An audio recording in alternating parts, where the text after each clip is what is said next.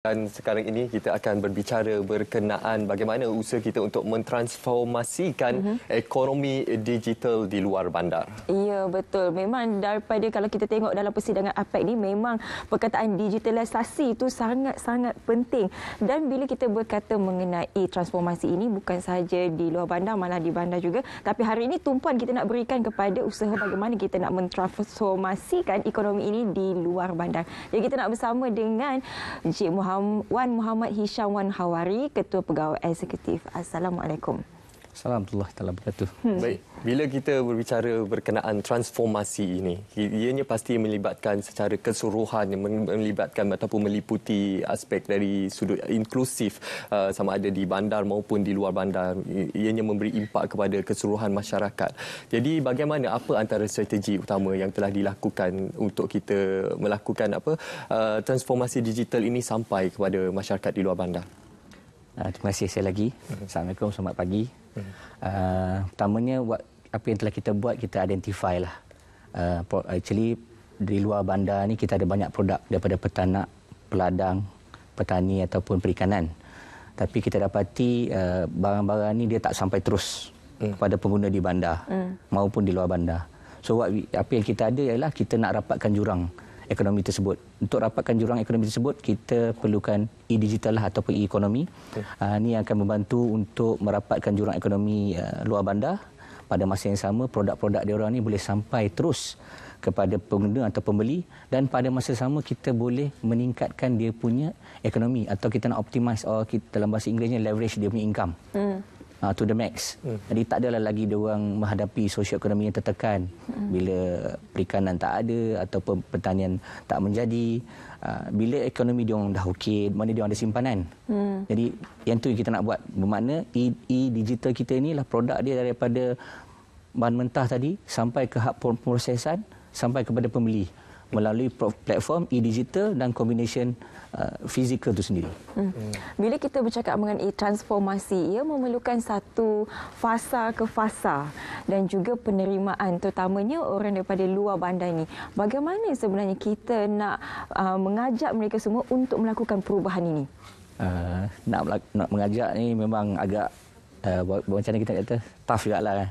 Tapi what we did is kita menggalakkan mereka mendaftar dengan kita. Kita pergi kepada mereka, kita memperkenalkan kita punya platform ni, dan kita panggil mereka datang untuk bersama-sama kita bagi training.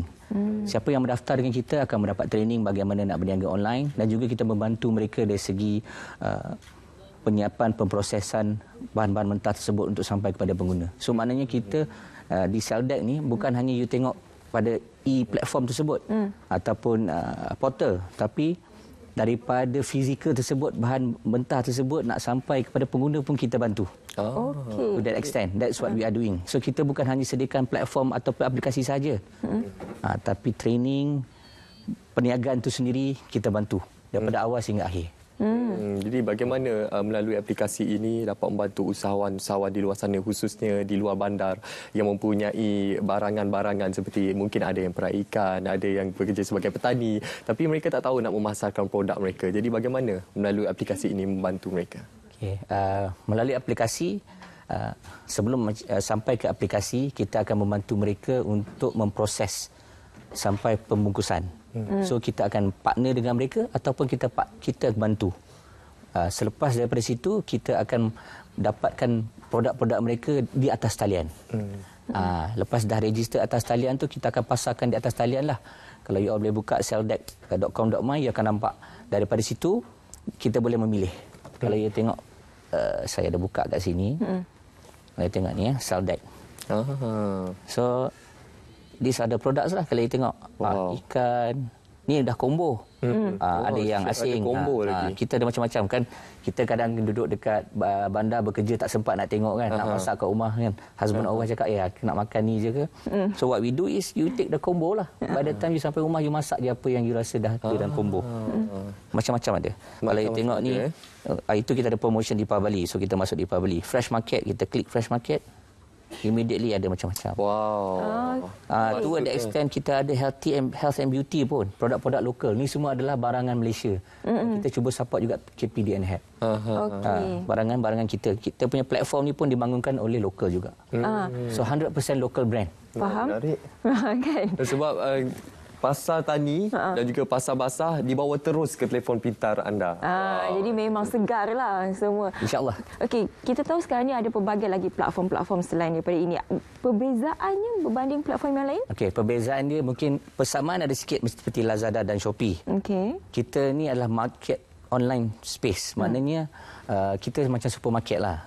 Ada banyak retail. Cuma antara perbezaan lain ialah kebanyakan yang online tadi kalau you tengok sepandai dia on their own, dia stand alone. Kami bukan stand alone, kami ambil semua aplikasi ataupun perniagaan ni duduk bawah kita. Okey, itu satu. Kedua, kita punya ekosistem komplit daripada fizikal, e-digital sampai daripada you tengok online sampailah barang tu sampai dekat you. Rider pun daripada kami menghantar terus. Itu ekosistem dia. Itu yang kedua. Yang ketiga, kita utamakan produk-produk petani, peladang, perikanan tadi. Fresh from the sea ataupun segar daripada ladang, segar daripada laut. Utama bagi kita duduk kat online ni. So far saya rasa tak ada lagi marketplace online macam kami. And kalau you dah start mula biasa dengan kami, setiap hari Rabu kita ada pasar. Pasar pagi Rabu. Yang produk-produk basah ni direct daripada kalau daripada laut, daripada peladangan terus kita jual terus pada hari tersebut. You boleh beli immediately. Dan selalunya hari-hari ini kita ada special promotion. Baik, apa cabaran antara yang dilalui sewaktu permulaan pengenalan aplikasi ini? Adakah dari segi untuk mendapatkan peniaga-peniaga untuk diletakkan di bawah satu aplikasi yang sama, bagaimana? Okey. Actually kita punya halangan tu ataupun cabaran tu lebih kepada untuk memberi pemahaman, training kepada peniaga-peniaga luar bandar. Ialah kebanyakan mereka adalah betul-betul usahawan IKS. Jadi handphone ni mungkin luxury.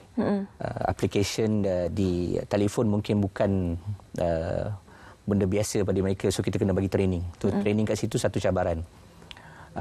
Cabaran kedua, kebanyakan daripada mereka ni tak berdaftar sebagai perniagaan. So kita kena bersama-sama agensi-agensi lain mendaftarkan mereka, SSM dan sebagainya. Kita buat tu semua kalau tak ada.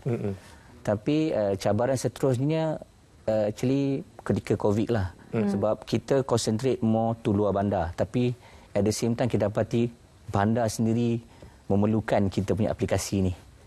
So kita cope both lah. So bila nak cope sekali tu, kita punya platform ni dan aplikasi ni terpaksa ada segera untuk memberi khidmat untuk semualah. Untuk membantu luar bandar sebab kita sebenarnya nak menghilangkan taraf kemiskinan ataupun sosioekonomi yang jauh tu. Kita nak tingkatkan dia orang punya sosioekonomi. Bila kita bercakap mengenai transformasi ekonomi luar bandar ke arah digital, selain daripada aplikasi yang digital ini, apa lagi sebenarnya di antara usaha yang boleh dijalankan atau dibangunkan untuk membantu mereka di luar bandar? Usaha lain usaha lain actually lebih pada training lah bagi kesedaran kepada mereka. Actually produk-produk dia orang ni tak perlu bergantung kepada peraih untuk kita market. Bagai cara. Selain pada aplikasi, actually di bandar pun ada banyak mart. So kita dengan adanya Seldak ni actually kita dah rapatkan mereka juga dengan pasar raya. Selain daripada Seldak, produk-produk mereka juga akan berada di pasaraya. So itu antara lain yang kita telah bantulah. Pada masa sama kita tingkatkan dia orang punya pemahaman teknologi. So daripada tak tahu lebih pada tahu, lepas tahu terus mahir.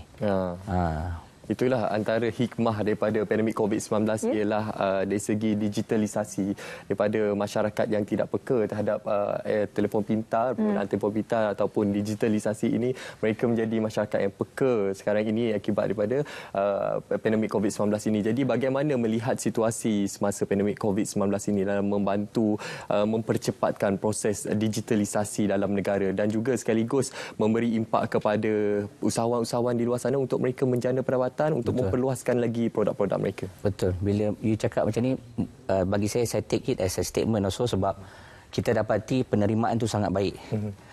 Dengan kita sekarang ni usahawan yang telah berdaftar yang telah berniaga dalam 700. Masih ada banyak lagi. Pada masa sama yang pembeli yang mendaftar dengan kita dah sampai 2,500. Kita tengah giat buat marketing untuk memperkenalkan Celldeck.